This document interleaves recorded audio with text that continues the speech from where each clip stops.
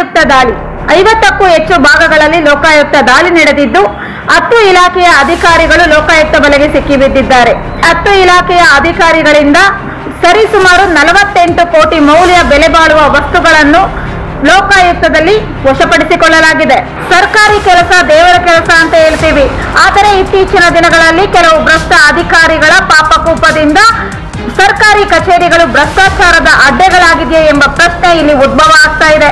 10 ಇಲಾಖೆಯ ಅಧಿಕಾರಿಗಳಿಂದ ಲೋಕಾಯುಕ್ತ ಸರಿಸುಮಾರು 48 ಕೋಟಿ ಮೌಲ್ಯ ಸಂಪತ್ತನ್ನು ವಶಪಡಿಸಿಕೊಂಡಿದೆ.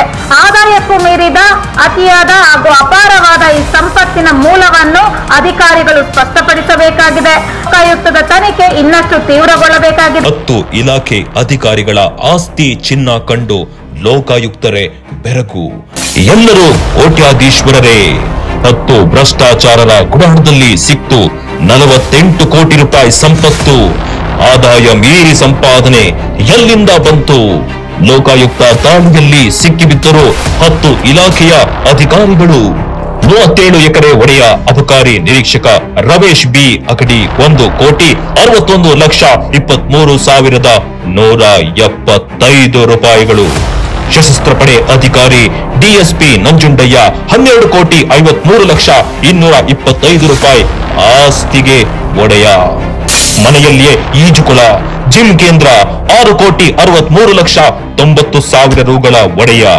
ಬೆಂಗಳೂರು ಗ್ರಾಮಾಂತರ ಜಿಲ್ಲಾ ಆರೋಗ್ಯ ಅಧಿಕಾರಿ ಎಂಸಿ ಸುನೀಲ್ ಕುಮಾರ್. ವಾಸಕ್ಕೆ 3 ಮನೆ.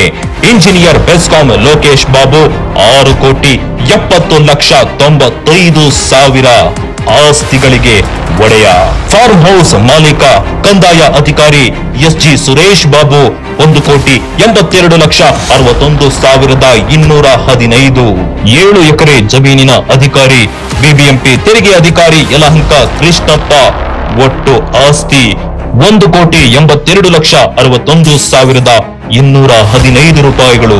ವಾಣಿಜ್ಯ ಮಳಿಗೆಯ ಒಡೆಯ ಪ್ರಥಮ ದರ್ಜೆ ಸಹಾಯಕ ಲಕ್ಷ್ಮಣ ಕೋನೆಪ್ಪ ಕರ್ಣ 2,01,81,000 ರೂಪಾಯಿಗಳ ಮಾಲೀಕ.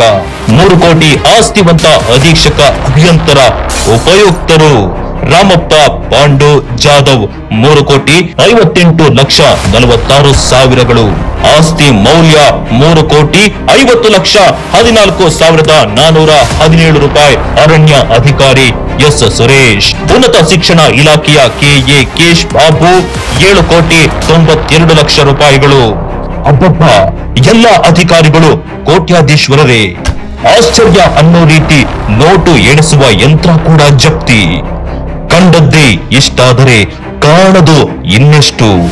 ಬಯಲಾಗಬೇಕಿದೆ ಪಾರದರ್ಶಕತೆಯ ತನಿಖೆಯಿಂದ ಸತ್ಯಾಸತ್ಯತೆ.